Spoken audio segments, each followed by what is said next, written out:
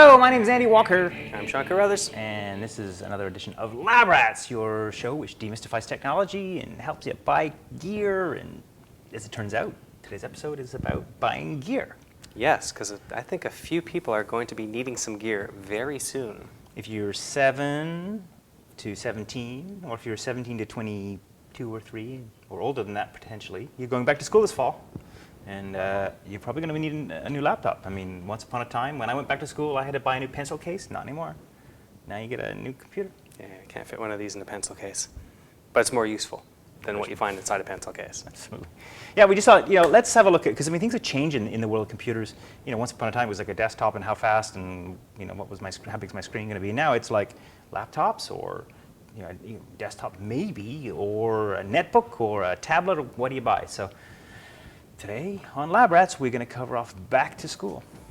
Yes. Yes, we are. We're going to school you on what you need to go back to school. School you on what you need to go back to school. So today on Lab Rats, back to school computing.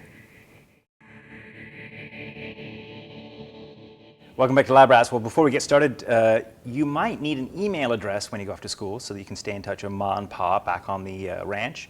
And instead of getting a, reddog29@gmail.com or hotmama22@hotmail.com. You might want to get your own URL, your own personalized email address. What's wrong with those email addresses? They're interesting, but when you're sending resumes out, for example, for your summer jobs, or do you want to be like, Tweaky Man when you're applying for a job at IBM, for example? No. Yeah. Or do you want to work with the sort of person that would hire you with an email address like that? Correct. Okay. Gotcha. Point taken, right? Yes. All right, so zip on over to hover.com because you can get your own personal domain, email associated with that. You could be your name, and in fact, they have this really great personal name service too. So if you want to get your last name.org or .com, they have a whole portfolio of these types of names, and you can actually get your name at yourlastname.com or .org or whatever for a very, very low rate. Can you get hotmama22.edu? Likely you can do that, but that's because you can register pretty much anything on there. But anyway, at least it personalized email addresses, your own email address, be creative, it's all good. You can even get, you could get your own, you can't get edu. Not a .edu. But .org and Unless you .net. started a school called hotmama22 University.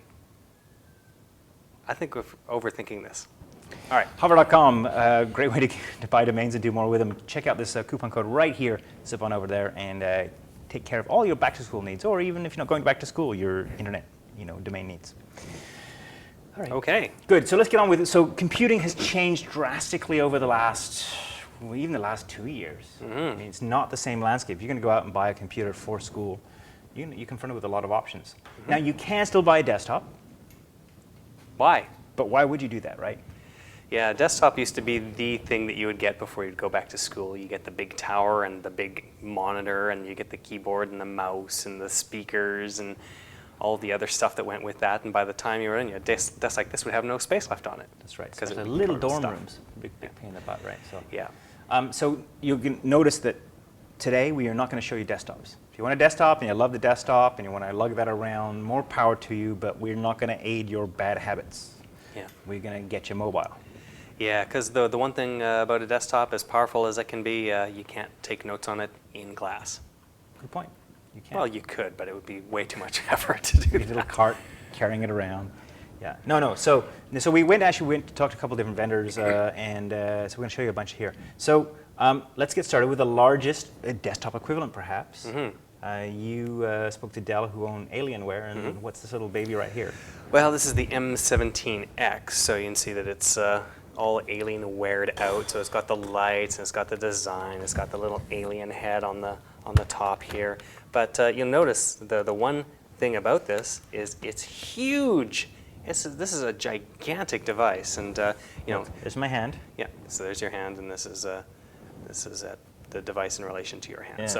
So it is definitely a desktop replacement aimed at people that are enthusiasts. So they want to play games on this. They want to do all of the top-end stuff on this. They want a big screen for watching movies. Again, they don't want performance to be an issue. And on notebooks, you often compromise on performance. So these big ones, gigantic screens, lots of performance, good quality components. It's going to cost you there $1,500. You can probably buy other Alienware or other enthusiast level devices for $2,000 and up if you want something that's really, really going to replace everything, give you the big screen, the big sound, and big performance. So. But are you going to carry that to class? I don't know. No, you're probably not going to carry that to class. And I mean, look at this. This is the power brick for this thing. Are you going to carry that around with you too? Like, I mean, look at this. Bigger than your phone. It's bigger than your phone. It's bigger than a lot of tablets. It's it's as tall as the screen, for God's sake. This is one brute of a device. This is going to brown out your dorm. Yeah, so, yeah, maybe not that bad, but definitely not something that's mobile. It's something that's going to stay in your dorm room for the most part, and unless you have a good chiropractor and go to see them a couple times a week. Right, good. This is going to be a stay-at-home kind of device. So, Got it. so you go. That's one way to do this. But if you want big iron, I guess. Yeah, it is a beautiful little device, and it performs really, really well. Are you okay there, Sean? Do you want to call my chiropractor for you? Massage? I'll let you know. All right, good. All right, so that potentially would be that's on the big end of things, right? If you want to go a little bit smaller, then there's all kinds of these sort of mid-sized notebooks these days, and varying sizes. I came across this device here, and I'm quite impressed with this guy. It is, you may recognize the brand. It's called a ThinkPad. Once upon a time, made by IBM, kind of the gold standard for business. This is the ThinkPad X1. Yeah, this has kept a lot of the design of the old ThinkPad as well. You know, it's still got that little red nib here for cursor control, the black design. I think they even keep the power button in exactly the same place. Yeah, and they haven't changed a whole lot of this. It has a wedge-shaped design. Their marketing materials will tell you that it's competing with the MacBook Air. Even one claim that says it's thinner than the MacBook Air, and based on a comparison, it's not. But it's still wedge-shaped, still thin. Yeah, no. Not quite. But 0.68 inches at its thickest, they say, just shy of 4 pounds. Funny enough, it has this reflective screen, which I don't like a whole lot. A lot of the matte screens these days are a lot better. But this seems to be the way that a lot of these are going. A lot of notebooks are going to the glossy screen because it's better for watching movies, apparently. Not so good for doing work, I find. Right. Okay, interesting idea. This comes in a bunch of different configurations, starts around $1,300. i3, i5, i7, those different variations of the Intel Core chip. And I got to say, if you want, and also the other nice thing about this is very hardy. So it has a waterproof keyboard, or you can spill-proof at least anyway. It's got a drop technology, so if you drop it and you kick it around, it's going to be, for the most part, not fall apart on you, that sort of thing. Yeah, the ThinkPad series has always been pretty good at that under IBM, and when they moved to Lenovo, people were worried about that, but they seem to have kept up that tradition pretty well. They have, exactly. I find it very impressive. You're saying like $1,300 for this, and that other one was about $15. It's just, when we first started looking at notebooks, like even 3 years ago, something like that would have been like $3,000. And now it's down to half that, and this probably would have been two and a half for that kind of level of device. So one of the things that's really driven the desktop off of the school desktop is that movement in price downward on notebooks. It's really opened up the world to students. That's right, absolutely. So that's a good choice. It's 13-inch screen. Competent choice, I think, for anybody who's looking for a good mid-level, mid-sized, light, sub 4 pound kind of device like that. $1,300, starting at $1,300 and going up from there. Yeah. So maybe not the best gaming machine, but pretty much competent at everything else you want to do. Well, I think you could play games just fine on this thing. But you won't get the Alienware. Yeah. So there we go. Okay. So if you decide you want something a little bit smaller than your traditional notebook, you might want to start looking at netbooks. And this right here is the Inspiron Duo from Dell. Smaller design. I think this one is one of the ones with a more full-size keyboard. You can get some netbook-style devices that have a smaller keyboard and force you to sort of squint your fingers up a little bit. Strange keyboard layout. But you go up in price a little bit, and you can get something that's sort of halfway in between. It still qualifies as a netbook because it is smaller and more compact, easier to bring around with you wherever you go. Great writing machine, and you can do all the things you would do on the net, like surfing the web and doing your email. Yeah. Runs the Intel Atom processor. This one right here, it runs an Intel Atom, so it's not as powerful as, say, the Core series. When you unplug it, it's going to chug a little bit on really demanding tasks. But it does have a lot of capability, especially when it's plugged in. It can do a lot of what your notebook will do. Now, the one nice thing about this one right here is it has the screen here and the keyboard, like netbooks typically do, but you can also just flip this around like this, and now it's a tablet. Oh, do it again. Do that again. That's cool. So you've just flipped this Slow-mo. back and forth. Slow-mo. So there we go. Cool. So this is dual duty. So if you don't want to actually take notes on it with the keyboard, you can actually just pick it up and start using it in slate mode like that. A bit of a thick slate mode, so it's not an iPad per se, but it is a little bit more flexible, and you can do some touch-based applications with this, and it is sensitive to which way you're holding it and which way the screen is oriented. So, an interesting choice if you want to look at something a little bit What I different. like about this is, look, it has a rotation-y thingy. Yeah, so it knows how happened? you're holding it, and not as slick as one of the tablet devices. This is running Windows, so it is running that infrastructure in behind, so it doesn't change automatically like within a fraction of a second like iOS or Android would. Yeah. But it does do the tablet, and you don't need a stylus with it like you used to on Windows-based tablets. So. Very cool. Good stuff. All right. Okay, and this is about $650 for this one, and if you look downstream a little bit at other netbooks, ones that don't have the flip tablet gimmick, you can get things as low as $250, $300 for things that are actually reasonably peppy, and spend about $500 and you get something a little bit more full-featured and a bit more powerful. So. Right. That's cool because that lends itself then to the next discussion, which is sort of super thin, super mobile, and into the tablet realm. So I guess you wanted to talk about the MacBook Air next. Yeah, let's talk about the MacBook Air, because this was Apple's version of the tablet computer. It's actually a full-on notebook. It always had the processor the on tablet board. computer, you mean the netbook computer? Sorry, a netbook. It was their answer to the netbook. Yeah. So it was always had the full-on processor. It didn't go down to an atom, so you always were able to process and crunch numbers the way you could before. They went down to solid-state storage inside this as well, though, which is more like the tablet, which means you can't store as much on this. So what these become right here, they're obviously very, very thin, like very, very thin. You can keep this in a backpack very easily. It doesn't actually add a lot to the weight or the size of what you're doing. It becomes a very good writing machine, and it becomes a very good surfing machine and email machine, all of those things. Now, are you going to play games on this? Probably not. Are you going to be storing all of your media files on this? Well, since it's about 64 gigabytes of storage on this for the low-end model, which is about $999, and $1699 when you go up and start adding more storage and more size, it starts to get a little bit pricey. So it is definitely a luxury version of the netbook slash subcompact notebook sphere. So, but if you're looking for something really thin, light, this is one great way to go. As Paul calls it, it is game changing. I'm not sure. It's a game changer. I don't know why he says it's a game changer per se. But Change the game. Paul's a little bit nuts sometimes, though.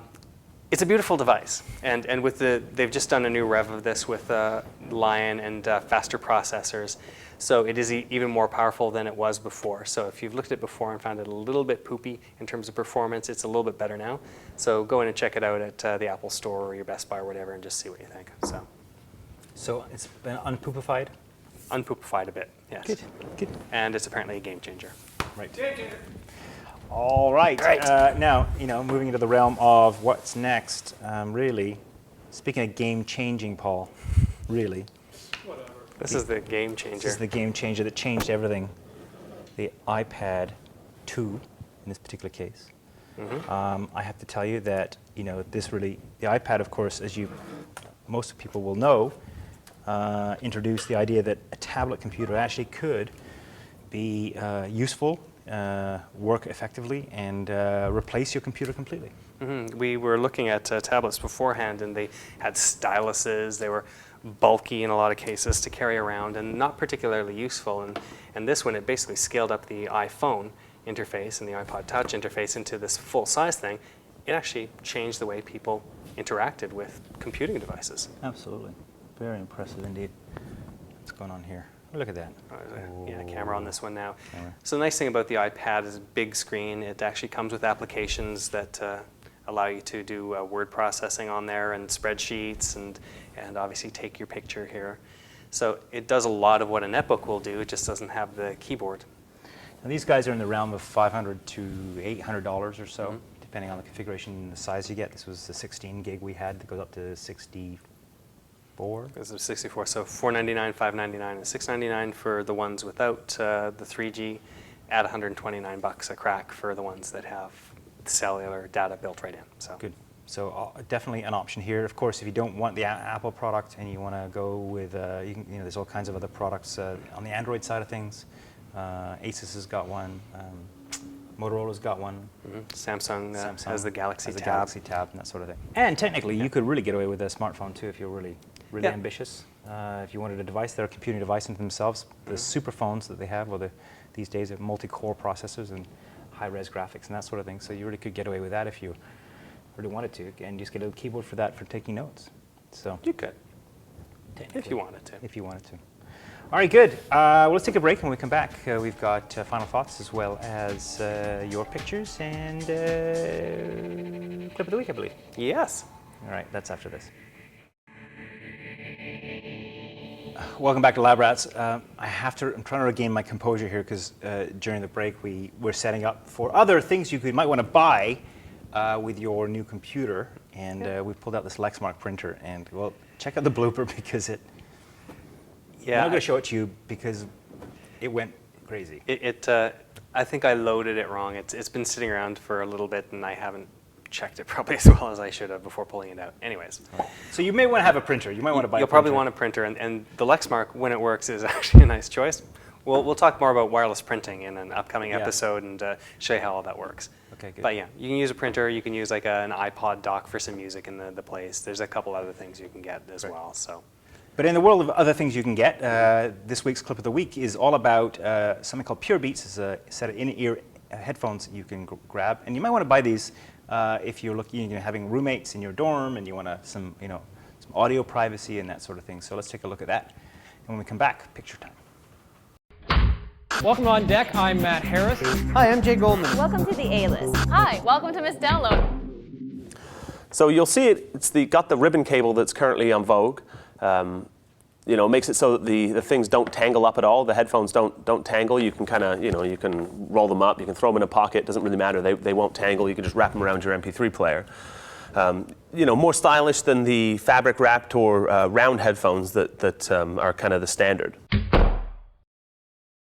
Well, if you want to see the entire piece of that, you can zip on over to butterscotch.com. Check out the URL here at the bottom of the screen to go there directly, I guess. Yeah, and your dorm mate will thank you for getting this set of headphones. There you go. Especially if you're listening to something crappy. Right, like what you do. No. No. All right, well, now is the time on Lab Rats and where we dance. Picture time, picture time, picture time. Who has graced us with their That was photographic? a little bit perfunctory dance-wise. You don't seem to be into it. Picture time, picture time, picture time, picture time. Okay. We have great pictures? We'll let that pass. Okay. We have a picture for you today, sir, and this one is from our friend Mark, who is in Enfield, Nova Scotia. God. And Mark sent us a photograph of his dog, Willow. And Willow looks a little bit like a puppy. Willow is delicious. Yeah, I think that... What is it with you in eating dogs? That's disturbing on a lot of levels, and I'm not just talking about the dog eating now at this point. It's cute. Look how cute this dog is. It is a very cute dog. Dogs are for snuggling, not for eating. Okay, you got it. All right? All right, thank you. So thanks, Mark, for sending that in. Send more pictures of Willow. Yes. Okay. What else? That's it? That's it for today. Oh, come on. Gotta send more photographs in. Okay, well, if you want to send your pictures to us and grace your pet's presents or your grandma's presents, nobody ever sent us a picture of their grandma. That's a good point. Send Why us do a you send picture of your grandma. Yeah, we like grandmas. We like to snuggle with them. Okay. You can email us at Don't eat your dog unless you cover it with mustard and ketchup and a nice whole wheat bun at labrats.tv. Yeah. Or more simply. Feedback at labrats.tv. Well, there you go. That was an adventurous episode. It had its ups, it had its downs. I laughed, I cried. Indeed. Well, don't forget to check out the blooper because it's pretty funny the way we struggle with that thing. And we promise we will do a piece on mobile printing and printing in general later on in our episode lineup. And hopefully with the device in question as well, That's right. When it's working. when it's working. When I haven't jammed it with my incompetence or True enough. something. Well, thank you for tuning in this week and pushing play. You know, it'd be foolish for us to be here checking out, you know, back to school computers. If you weren't out there going, toothbrush, notebook, and, computer. I need a computer. My name's Andy Walker, I'm Sean Carruthers. and we'll see you next time. Are you ready?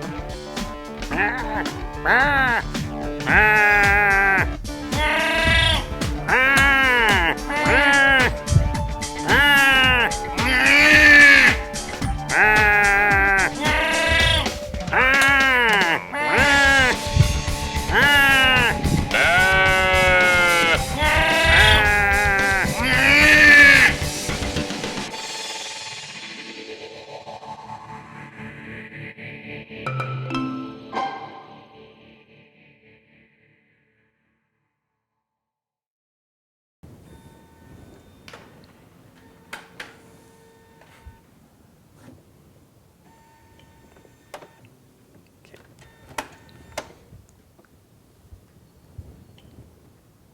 Did you see the colors over there? Okay, good. Hello there. All right. Okay. Oh, this is, do we have a bit more time here? Just because this is now looking like it's printing.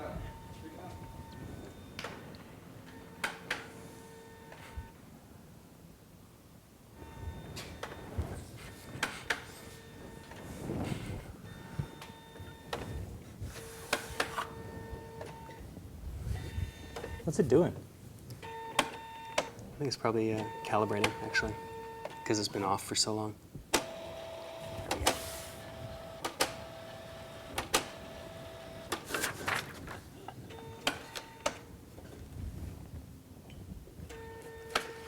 Are we rolling on this? Okay, good. There we go. Yeah, the edge of the paper was bent inside there.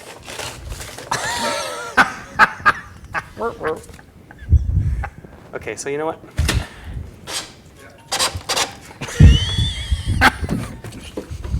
Sorry, Lexmark. Oh my God. Jesus. What the hell?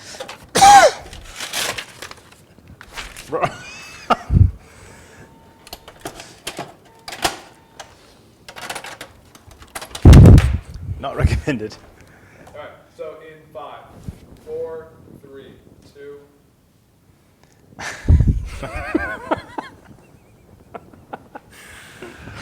That's not what we call an intro to the segment. No. Okay. Again. There we go.